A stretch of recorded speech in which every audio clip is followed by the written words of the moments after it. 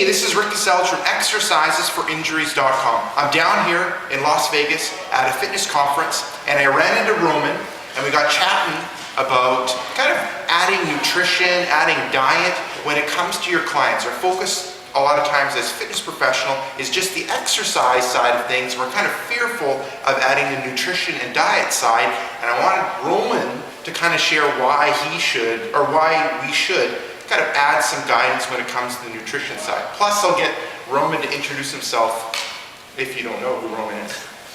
For those of you who don't know me, I'm Roman, obviously. John Romaniello of RomanFitnessSystems.com. I'm a New York City-based trainer, coach. I've worked with all types of people, from celebrities, professional athletes. I mostly now work with clients over the interwebs, and I have a number of information products available that we can talk about later. But to answer your question, the main reason I think it is important for trainers to start getting involved in the nutrition of their clients is because I truly believe that they're not separate entities. Training and nutrition, really, they can work independently of one another, but when they work in concert with one another, that's when we see the greatest results. So if you're designing someone's training program, then there is really no one who is better qualified to help guide them in terms of their nutrition, because you have an understanding of exactly what demands are being placed upon them physically that they'll then need to recover from in terms of their nutrition. So that way, if you are going to, let's say, design something like a carb cycling diet, you'll know exactly when they need those high GI carbs or when they're just going to have more carbs in general based on when they're training. So if you are designing their workouts, then really if you start there and that's the beginning point, then you can design their nutrition program around that, because you're the one who knows their schedule, you're the one who knows what days they're going to have the most intense training, and then if you are taking charge of both and you don't have to confer with a separate nutritionist, it's really going to help you and help them do things. You know, you're just removing a middleman, and that is always going to help you achieve results a little bit faster. Okay. And then a lot of times with a fitness professional, I have that fear of providing guidance for the nutrition side of things. Of course. I mean, how do you overcome that, or how do you kind of find the boundaries? Well, I think the easiest way to overcome that is to get a nutrition certification. I think that anyone who feels that because they've become a great trainer, their work is done as a professional, is really selling themselves short, because if you are smart enough to become a high-level trainer, you're certainly smart enough to become at least a mid-tier level nutritionist. So there are a number of great certifications out there. I recommend John Berardi's Precision Nutrition certification. It's a fantastic resource. Berardi is one of the smartest guys in the field, period, but particularly with regard to sports nutrition. So I think that you don't necessarily need to be certified to be qualified, but in terms of protecting yourself, if that is something that you worry about, it certainly behooves you to have a certification.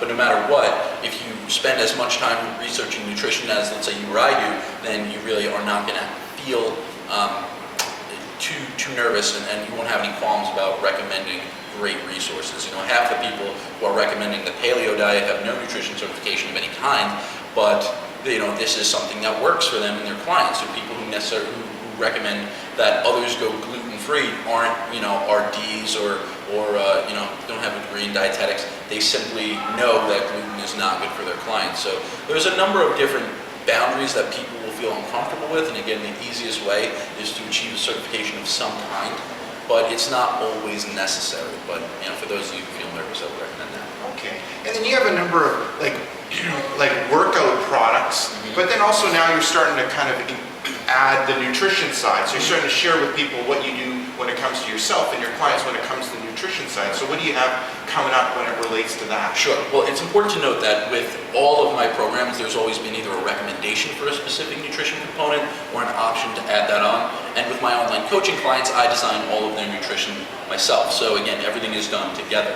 But in terms of like mass market releases of information for nutrition, I'm now releasing something called Fat Loss Forever, which focuses on intermittent fasting. Now, it has a lot of the stuff that I've been known for, like cheat days. That's obviously a big part of what I do because I'm a fat kid at heart. I love to eat. And so now what I've done is I've really looked at the more popular styles of intermittent fasting that have been really, really working well for a lot of people.